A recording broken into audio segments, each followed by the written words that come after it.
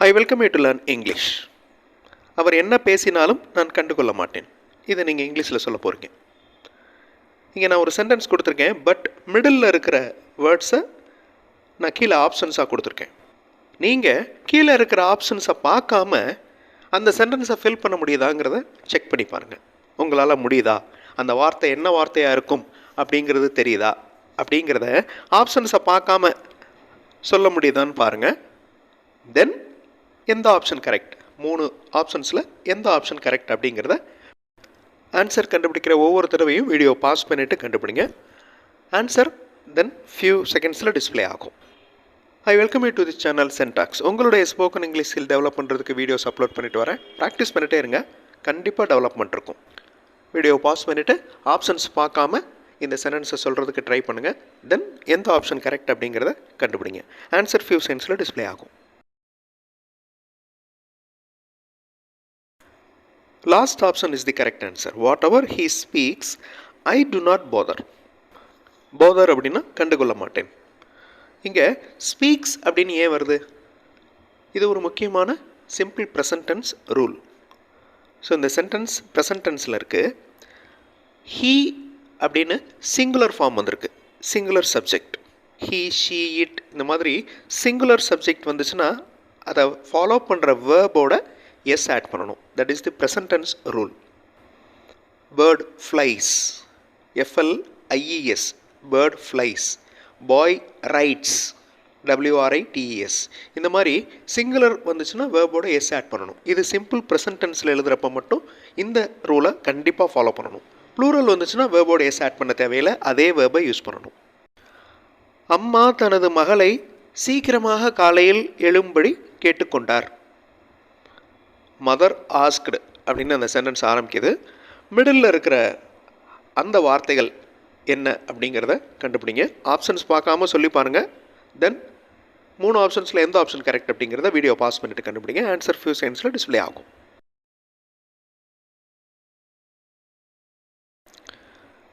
அம்மா தனது மகளை சீக்கிரமாக காலையில் எழும்படி கேட்டுக்கொண்டார். Mother asked her daughter to get up early.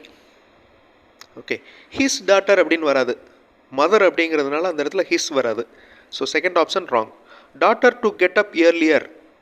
Last option தனது மகளை அப்படின்னு வருது. So her daughter is correct. English model sentences பார்த்தும் நீங்கள் இங்கிலீஷில் பேசுகிறதுக்கு எழுதுறதுக்கு ப்ராக்டிஸ் பண்ணலாம். இங்கிலீஷ் மாடல் சென்டென்சஸ் மட்டுமே இருக்கிற வீடியோஸ் இன்னொரு சேனல் சென்டாக்ஸ் ப்ளஸில் இருக்குது. அந்த சேனல் வீடியோஸும் பாருங்கள், கண்டிப்பாக உங்களுக்கு யூஸ்ஃபுல்லாக இருக்கும். Now look at this Tamil sentence. Modem வழியே இன்டர்நெட் கனெக்ட் பண்ண உனக்கு தெரியுமா? டூ யூ நோ அப்படின்னு ஆரம்பிக்குது அந்த கேள்வி. So question mark is missing there. அதை திருத்தி வாசிக்கோங்க. வீடியோ பாஸ் பண்ணிவிட்டு அந்த சென்டென்ஸ் எப்படி இருக்கும் அப்படிங்கிறத கண்டுபிடிங்க. ஆன்சர் ஃபியூ செகண்ட்ஸில் டிஸ்பிளே ஆகும். Do you know how to connect to the internet via modem? Do you know how to connect? அந்த how அப்படிங்கிற conjunction is very important. Okay, do you know to connect to the internet அப்படி வராது. Do you know how to connect to the internet? அவர் ஒரு காகிதம் எடுத்தார், கவிதை எழுதினார், வகுப்பில் அதை வாசித்தார். He took a paper, comma அந்த சென்டென்ஸ் எப்படி முடியும்? வீடியோ பாஸ் பண்ணிவிட்டு ஆன்சர் கண்டுபிடிங்க. ஆன்சர் ஃபியூ செகண்ட்ஸில் டிஸ்பிளே ஆகும்.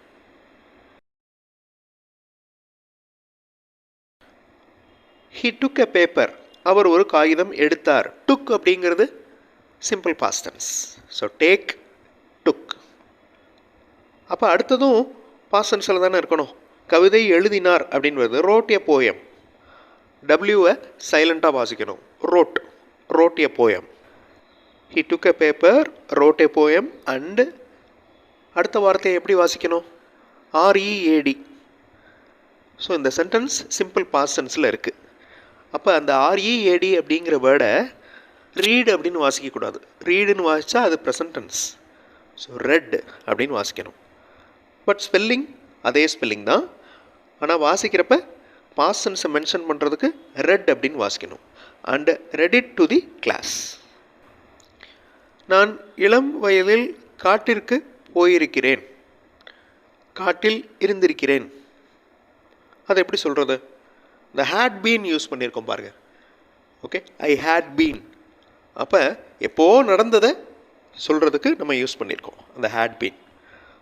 அடுத்து என்ன ஆப்ஷன் வரும்? வீடியோ பாஸ் பண்ணிவிட்டு கண்டுபிடிங்க. ஆன்சர் ஃபியூ செகண்ட்ஸில் டிஸ்பிளே ஆகும்.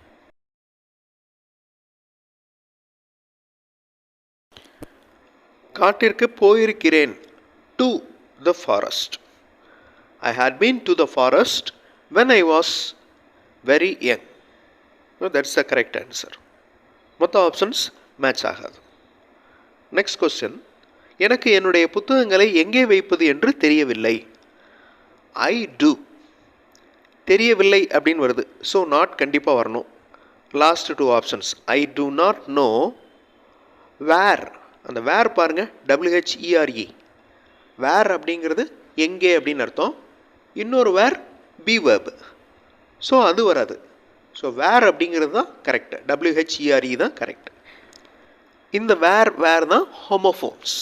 ஒரே உச்சரிப்பில் இருக்கிற 2 வார்த்தைகள், பட் மீனிங் மாறுபடும். So I do not know where to keep my books.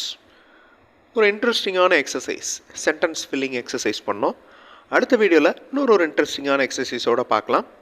Thanks for வாட்சிங் and thanks for your valuable comments.